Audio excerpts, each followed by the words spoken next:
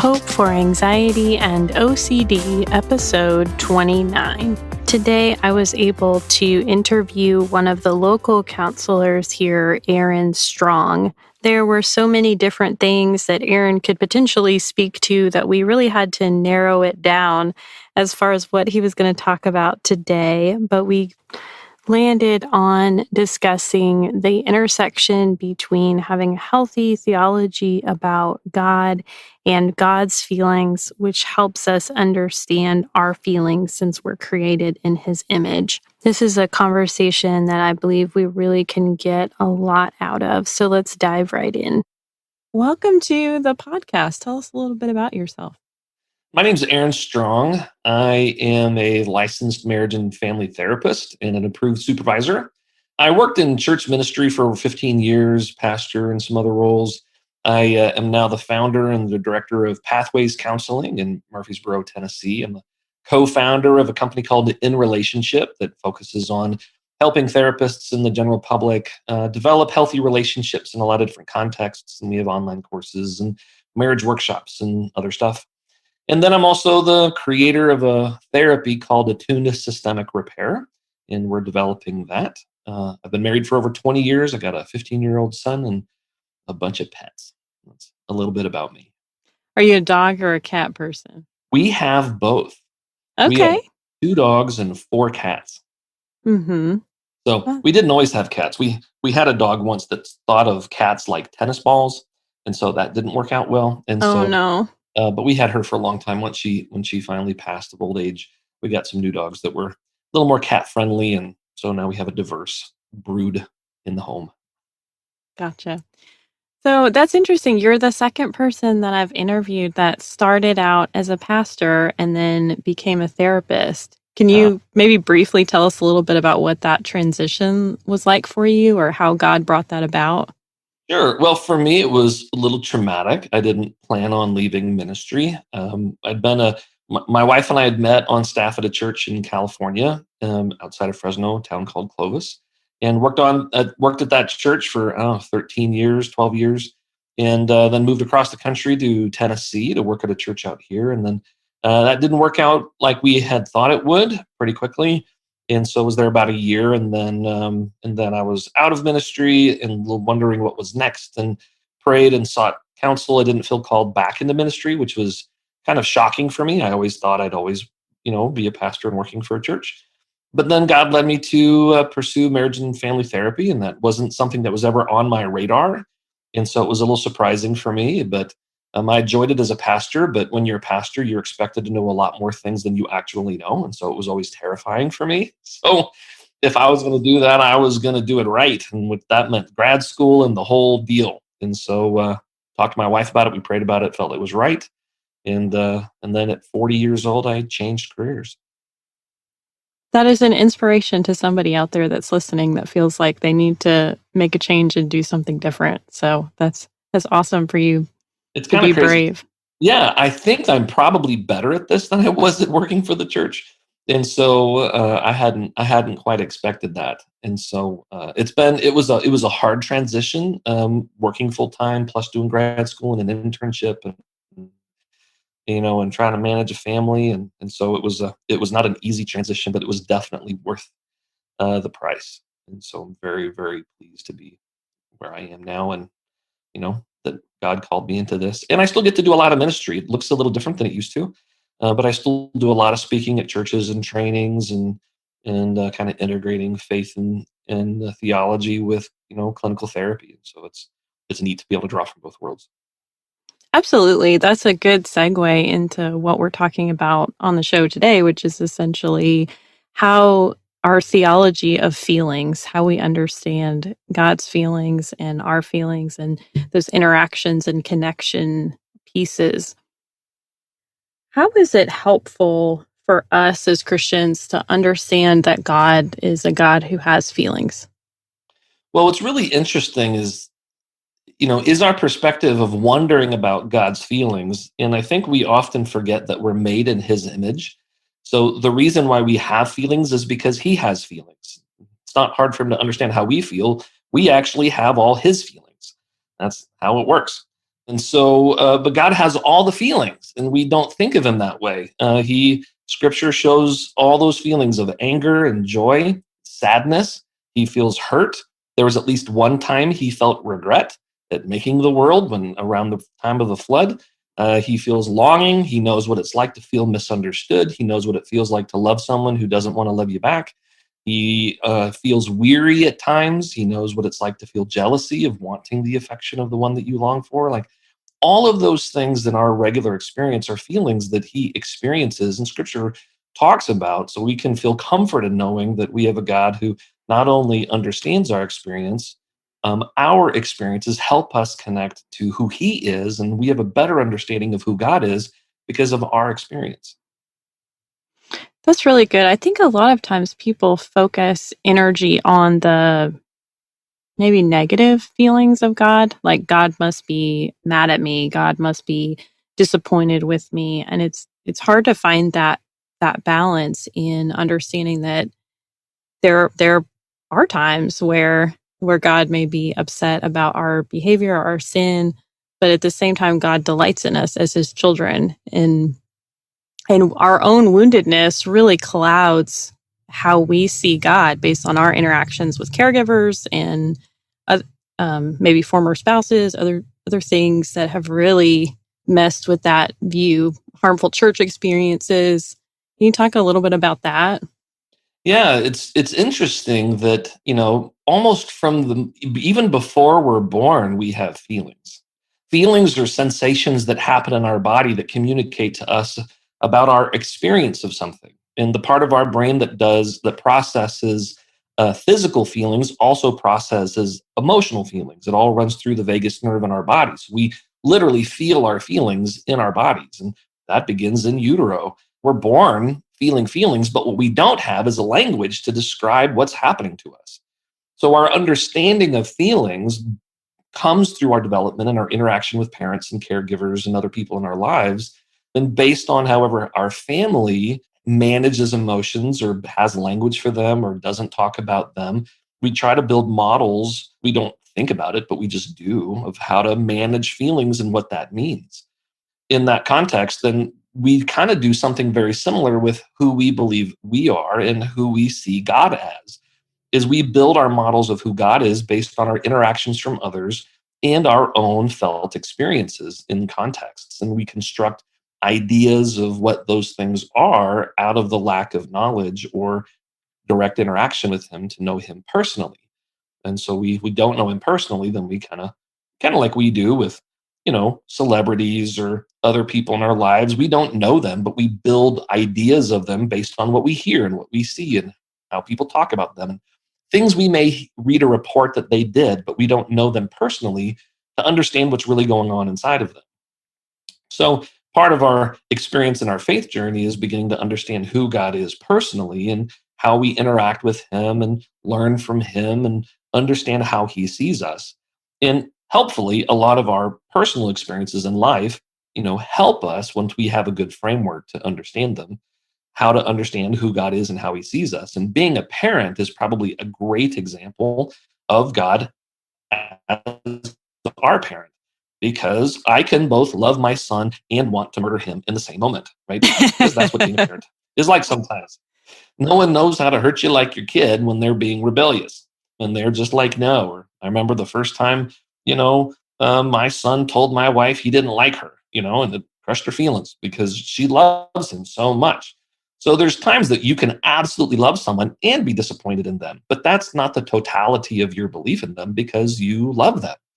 And when you understand the totality of God's love for mankind and for us individually, then his anger or his jealousy or his disappointment or those things have a context that isn't against us.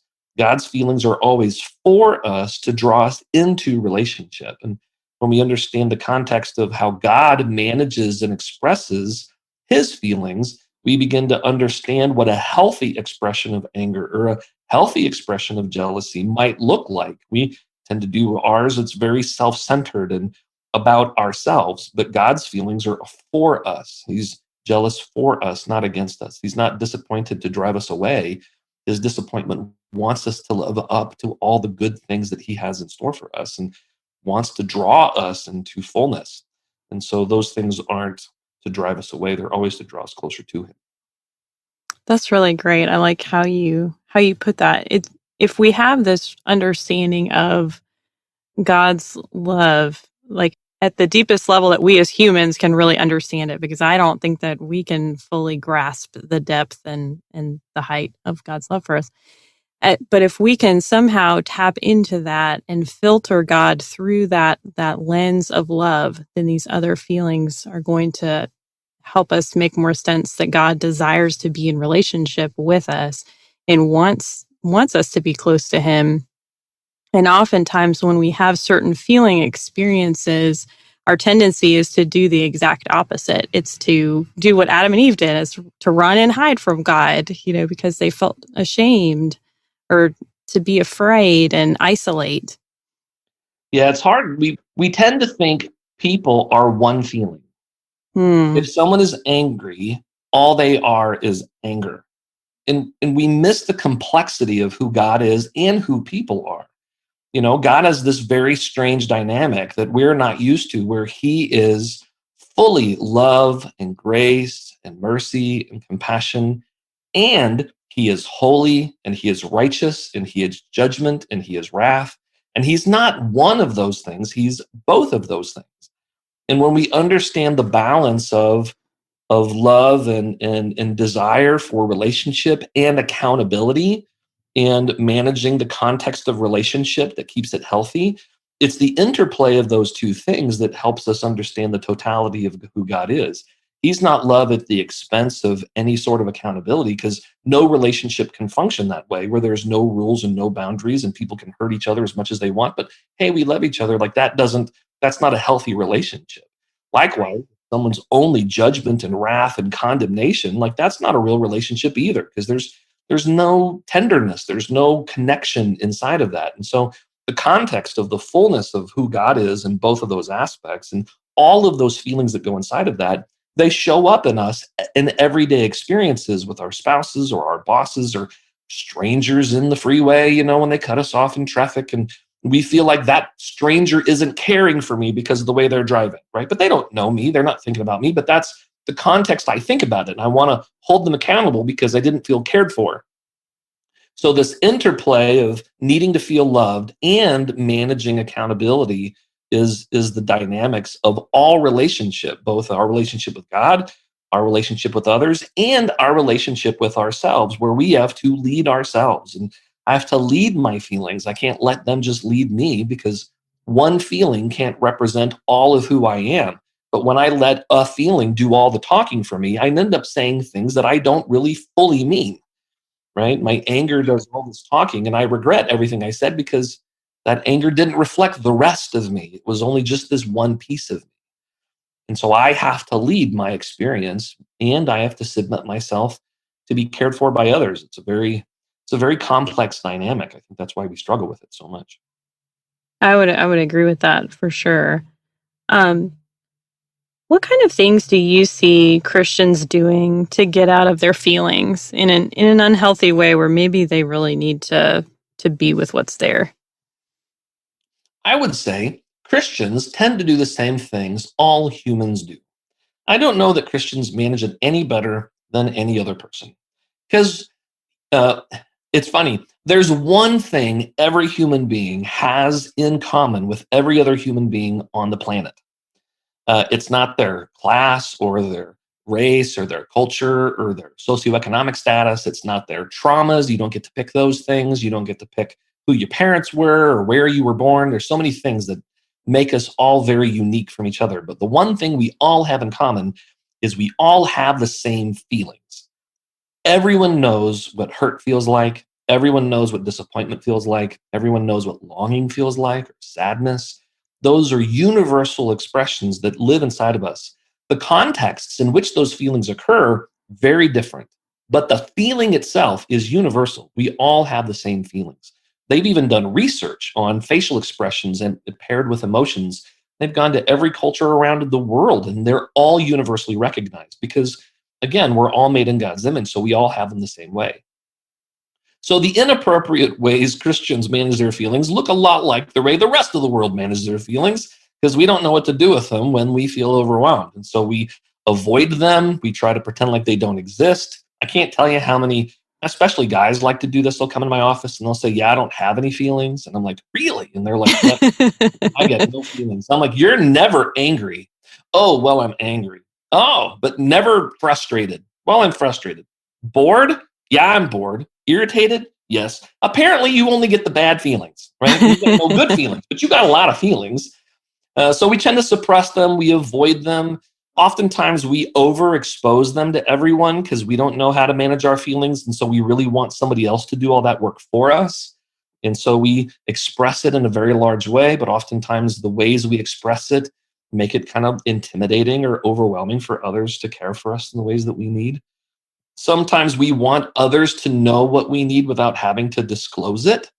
And so we just want them to know what it is. And so we drop hints or innuendos, or, sometimes we'll manipulate to get for me, manipulation means that we're trying to get our needs met without disclosing what they are.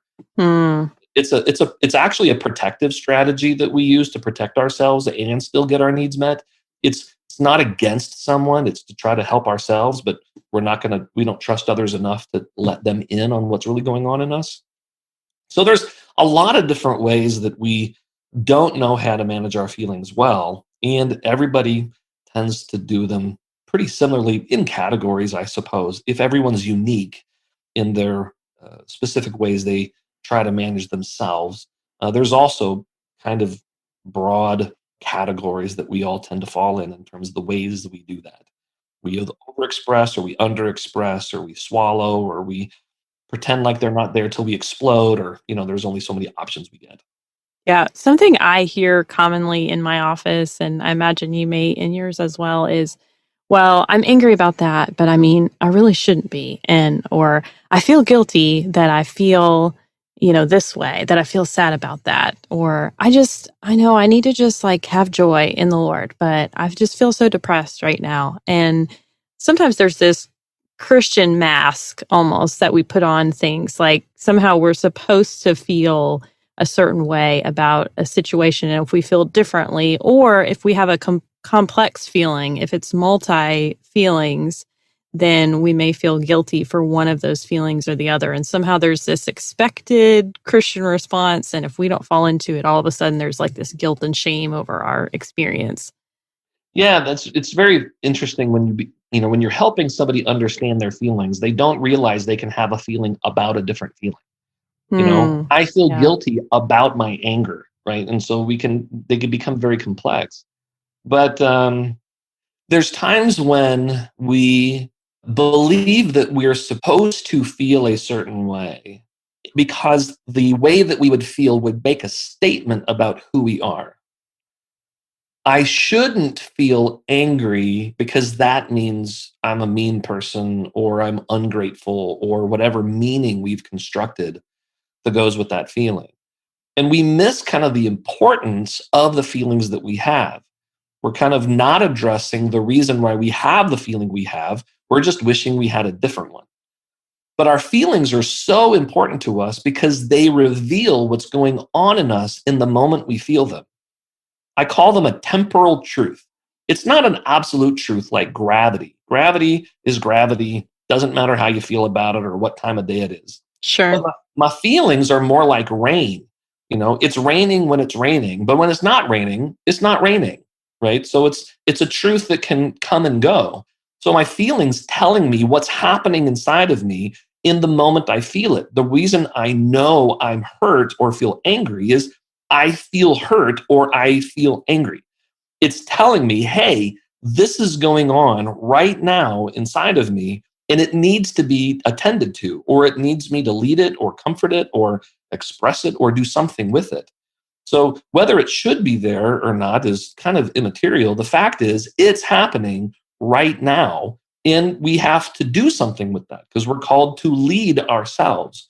Scripture talks a lot about a discipline and directing ourselves and like being a Self soldier control. or an athlete, right? I'm gonna get to that in a second because I have a thing about that. But this idea of I'm supposed to manage my experience and I'm supposed to know how to submit myself to someone else to be cared for. After all, God asks for us to ask him for what we need. Even though he already knows what we need, he wants us to disclose because that's part of the vulnerable part of relationship where we share what's going on in our hearts with one another and not just expecting someone else to know it. But on the other hand, I can't just prioritize my own experience. I have to be able to put my experience aside and scripture says to consider others' needs as important as mine, not just look at my own interests, but at the interests of others and in balancing that out. But my feelings, they need to be attended to, and it's helping me know what's happening. We would be burned or hurt all the time if we can't feel what's going on in us. I have a father-in-law who has diabetes. And he's older, he's in his 80s, and he can't feel his feet anymore. And a couple of years ago, he had to have a toe amputated because he broke it and had no idea. And by the time they saw it, it was completely black, right? It Wow. was just, your feelings help you know, hey, this is happening, so we can care for it. So it's an important thing. When you not don't worry about whether you should or shouldn't have a feeling. When you know you have a feeling, then it helps you know yourself and kind of what to do with that. I like the rain analogy that you used because there's some language in church sometimes that I hear about, well, you just need to fight your feelings with faith. And I take issue with that statement because you wouldn't fight the rain. You might get an umbrella or put on some Right. galoshes, but you wouldn't have a war with that. And if, like you said, if the feeling is here, it's like, okay, well, it's here. So now what do we do with it? Pastors are humans like everybody else. Yes, they And are. they have the same models of managing their feelings that other people have. They don't have more access to those things than others. And I don't know many seminaries that spend a lot of time talking about feelings, right? They talk about liturgy and they talk about exegesis and all these kinds of, kind of bigger concepts. And so I'm with you, right? I always get irritated when I hear a pastor say that if you believe in God enough, you won't feel anxious. And I'm Hmm. like, well, that's ridiculous. Anxious is a very important feeling that helps you be prepared. When you're not anxious enough sometimes, then you make mistakes because you weren't paying attention to it. Because anxiety is a feeling that says, hey, get ready for this. It's when we try to be ready for things we can't get ready for that we get stuck, right? We're preparing for things that aren't preparable. Or I need Yes. to know something I can't know, and then it goes sideways. But a regular feeling is you're going to have a test, and you should feel anxious about that because it's going to make sure you study harder, right? And so there's appropriate ways of managing those things. But when we give a message that if you have enough faith, you won't have any what we call negative feelings, then that's kind of really disabusing people and leading them down a stray path of how to attend to their experience and lead their own experience and know that all of those feelings have healthy expressions and unhealthy expressions.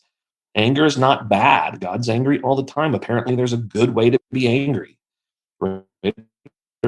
Jealous or hurt or sad or any of those things. Those are things that God does. And so it's more important to understand the healthy expressions and how we do that well than just telling people to have more faith and you know pretend like those feelings don't matter. Hmm.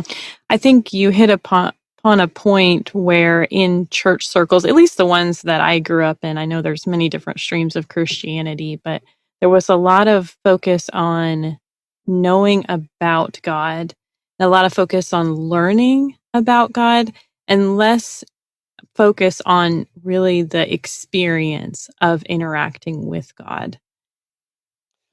I remember there was a period of time when church culture was very worried about manipulating the congregation through emotion. Like Hmm. emotion was manipulative and not authentic. And it's important not just to make an emotional decision about anything. You need a whole bodied experience. You need your emotions and you need your intellect. And sometimes you need to trust your gut and your intuition and your body.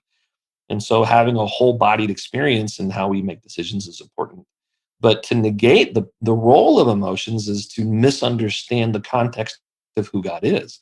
God created emotions to be powerful for a reason because I think he feels them powerfully. He invented things that have euphoric feelings like sex, right? Hmm. He made those feelings and made it that way. And so I think that understanding the fullness of balance and reason and experiential and not just knowing about who he is, but knowing who he is those are the best protectors in our faith, and especially when it comes to sin or breaking the boundaries of relationship. To me, sin is it's a break of relationship. Sin is when we turn away from the relationship to do something that's solely for ourselves. We neglect him or we forsake him to do something just for myself, and it doesn't include him as part of the relationship. And that hurts, right? So that's outside the bounds of what he longs for in relationship. And so understanding who God is and wanting, it's kind of like, when you know your spouse really well, you know the things that hurt them. And so you try not to do those things because you love them. You don't want to hurt them. But it's not about checking boxes of legalism and rules. It's about understanding the context of the one that you love and maintaining as close and intimate and healthy relationship as you can. And that's almost intuitive. It's very easy. That's why Jesus said, if you love me, you obey my commands. Not like, come on, baby, if you love me, you would, or if you don't obey my commands, you don't love me. He just says, it's almost like when you love me, then it's easy because it's about the relationship. Right, right. Yeah, that whole my burden is light verse. Yeah. Yeah. That verse to me is about ownership, right? Come to me, you are weary and heavily burdened, Mhm. rest. And I always ask clients, like, what's the burden you're giving God and what burden is he giving you? Because he says he gives you a yoke. It's just Mhm. lighter than the one you carry. So what are you giving him and what are you receiving in return? Mhm. For me, the one we give him is the burden of ownership, where I take on the burden of owning my own sin or my own guilt or my own shame or my own trying to control my future and all of those things. It's the ownership that I'm giving him. I'm giving him ownership of all of those things in my life. And the burden he gives us in return is the burden of faithfulness. That my job is to just be faithful to what he's called me to do the best I can, and to trust him to carry all the things I can't. Because there's only so many things I can manage, and everything I can't manage is his job because it's too much for me. Right. And so I don't need to be him or take over his role in the relationship. I can let him be strong where he's strong, and then I can be faithful to do the things that I'm called to do, that he's called me to do, and trusts me to do those things in the relationship. What would you say to someone who finds their emotions intolerable? I know that's a really big question, but say they're trying to have a healthier relationship with themselves, their emotions, and God in that interaction. What encouragement would you provide to them, or maybe a starting place? Sure. People who find feelings intolerable have had experiences that have been overwhelming, that they did not have someone assist them or care for them through the process. So in those experiences, their self, who they are, their soul, was unable to manage the context or the totality of their experience. And so their self kind of collapses. The feeling is uncontained, it's out of control. And that feeling begins to persist. And that's a lot of what we describe as trauma is parts of us that remember and re-experience the intolerableness, the overwhelming sense of helplessness, or fear that overwhelm us, and they can't be contained. And then my feelings don't trust myself to lead it because when they were formed, myself couldn't do it. Either I was too young, or somebody literally took away my power because I was being assaulted, or I was in a car crash where literally I was helpless. There's a feeling of helplessness, and the feeling has no sense of containment at all, and that happens. And so, but even though those times occur to us, that doesn't have to be a persistent experience because our feelings are still looking for the same things they were looking for when they originated, which is to be led, to be held, to be understood, to be comforted, to be directed in a way that's productive and helpful. And oftentimes when we don't know how to do that with our feelings, and we don't know how to manage those feelings, so often others are fearful to engage with us in a way that feels safe to us, then we stay trapped in these patterns of feeling overwhelmed, and having other maybe side coping ways we try to do with it. We'll do with it through some kind of maladaptive way. We'll gamble, or we'll shop, or we'll you know have be promiscuous, or we'll do drugs, or we'll do something, right, to help manage this overwhelming feeling because we Mhm. don't know what else to do. And so, finding healthy relationships, finding a therapist that can help assist that process, who's trained to not be overwhelmed by your feelings and help engage you and help you lead your feelings and help rebuild. One of the principles of the modality I've developed in attuned systemic repair is restructuring the leadership of self over our distressed emotions and repairing that relationship so that the parts of us within us can trust ourselves to lead that process. And the therapist can model that and guide, direct that, and restructure how that works inside the individual and help them know how to do that with others. So there's ways that we can learn how to manage those intolerable feelings. Just because they have never been contained or led doesn't mean that they can't be. And in fact, they are still crying out for those experiences, which is why they're so big. The only way that those feelings know to get cared for is to increase their volume until someone hears and responds. And so that's what they do. They cry out for help. And when we learn that that's what people's feelings do, I can stop feeling attacked by the overwhelming feelings of others. I can hear the distress inherent in what's going on, and that allows me to be more like a firefighter that runs into the fire to put it out, rather than just being like, well, I guess I'll just let that thing burn to the ground, right?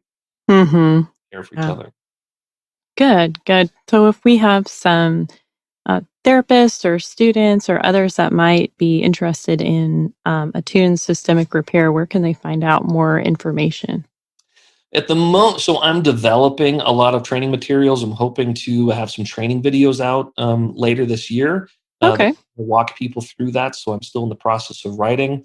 I'm an approved supervisor. So if they want they're pre-licensed, they can get supervision hours for that. If we can get enough people interested, I'd love to start some supervision groups for ASR. We've got, I don't know, maybe about a dozen people that are practicing it right now. So it's not out there a lot, but have a lot of writing, and we're looking for ways to kind of communicate that. So I'm still starting to let the cat out of the bag a little bit through this podcast and saying it's out there and letting people know about it. Well, that's very exciting. We can put the link to your counseling practice on there and they can contact you through there, I'm sure, and get a hold of you That'd be great. if they're interested. Yeah, awesome. So, because this podcast is called Hope for Anxiety and OCD, I like to ask our guests to share a story of hope, which is a time where you received hope from God or another person. Yeah. So I'll mention that time shortly after I moved to Tennessee. The church I was working at wasn't as healthy as we had thought it was, and could see that things weren't going well.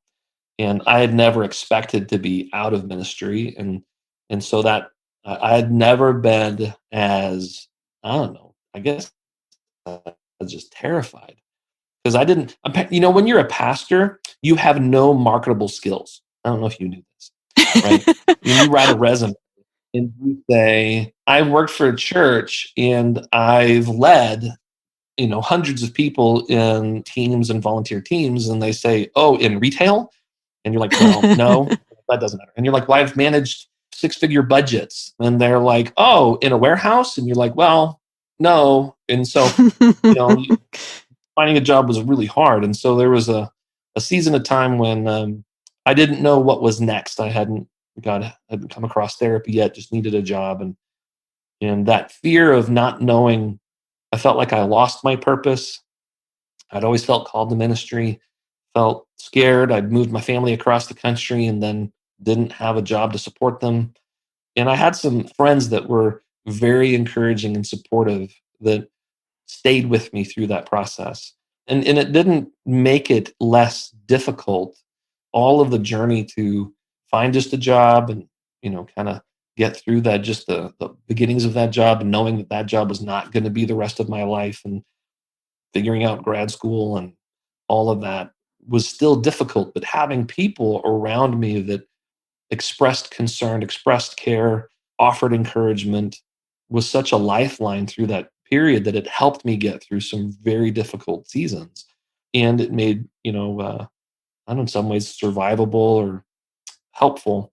And so I guess what I want people to know is that relationships are the key to life. We are not made to function outside of relationships. Research, I'm trying to find the source for this and I can't find it, but I know I read it somewhere that it said that it takes 60% more glucose in your brain to comfort yourself than if someone helps you with it. Wow. And in social baseline theory is a body of research that shows that we are not made to manage things alone. Our perception of difficulty, our experience of physical pain, our resources to engage difficulty are greatly increased by the access of social relationships. So social baseline theory says at our baseline we are designed to be social. We are designed for relationships. And I would say that if you have a lack of relationships in your life, you feel isolated, you feel alone. Oftentimes we try to solve that by being more alone. Because if we feel like I get to choose my abandonment, then it feels less painful than if someone else has abandoned me. But then I'm still stuck alone. And I'd encourage you that relationships are the key to life. And if you don't have them, they're accessible to you. Start with therapy, find a small group, find a support group, find a place of people who know what it is to be like you or have gone through similar experiences, and allow that to find hope that it's survivable, to know that you're not in it alone, that people know how you feel. Everyone knows how you feel. Maybe not your context, but the feelings are universal. And when we share those feelings with each other, then suddenly, we have on our wall in our waiting room, we have a little chalkboard and we write little sayings there. And right now our saying is pain shared is pain divided, and joy shared is joy multiplied. And that's the context of relationships and what they do. And you're made for relationship. And even if there's not a human near you at the moment that feels safe, God loves you. He is for you. He created you. He sacrificed for you, and He wants to lead you to fullness, to the one, to the person He's created you to be that you have yet to fully realize because of the obstacles in your life. But God's promises that He'd work all those things for good. Not that bad things are good, but Hmm. He's a redeemer and a restorer, and He can lead us through that. So there is hope because the God of the universe loves you and wants the best for you. But we also have to be willing to participate in that process and take those risks. And that's hard and scary, but there's always hope. Good. Thank you for sharing all of that with us today. Yeah. I think this is a really great thing for people to think about and process. What are some ways that they can have healthier relationships with their feelings, with God, with other people? It's all interconnected together. So, Yeah, it's there's a way that we're called to live. There's a way that life is designed to work, and when we're outside of that, everything is really, really hard. But when we do it the way that God designed it to be, it's almost like cheating. It feels easy, When couples or individuals end therapy, I'm like, who wants to go back to the old way? And everybody's just like, oh no, not at all, right? And how much easier is this way? Oh, it's so much easier, but it's so hard to get to the easier way because it's scary and risky and takes a lot of hard work, right? But when you get to the other side, man, and that journey is so worth the effort. The rewards are good, and even probably even greater because of the effort required to get there in the first place. absolutely. Absolutely. There are so many different ideas being circulated around about our feelings and how to deal with them. Some of those are healthy, and some of them are unhealthy things that we've picked up maybe from our environment or family of origin. So it's nice to have this conversation in the context of biblical Christianity. By the time this episode airs, I will have been on a recording blitz in the month of May, recording all kinds of episodes to take us through the summer. I know that we're going to be diving into things like emotional eating, body image, learning to see ourselves the way that God sees us, and dealing with doubt, just to name a few.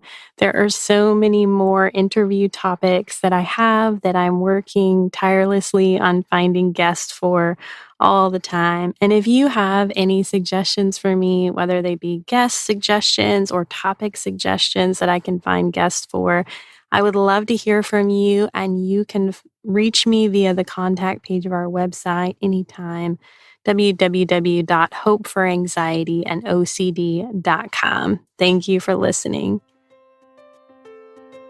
Hope for Anxiety and OCD is a production of By the Well Counseling in Smyrna, Tennessee.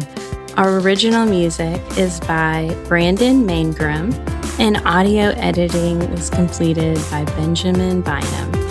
Until next time, may you be comforted by God's great love for you.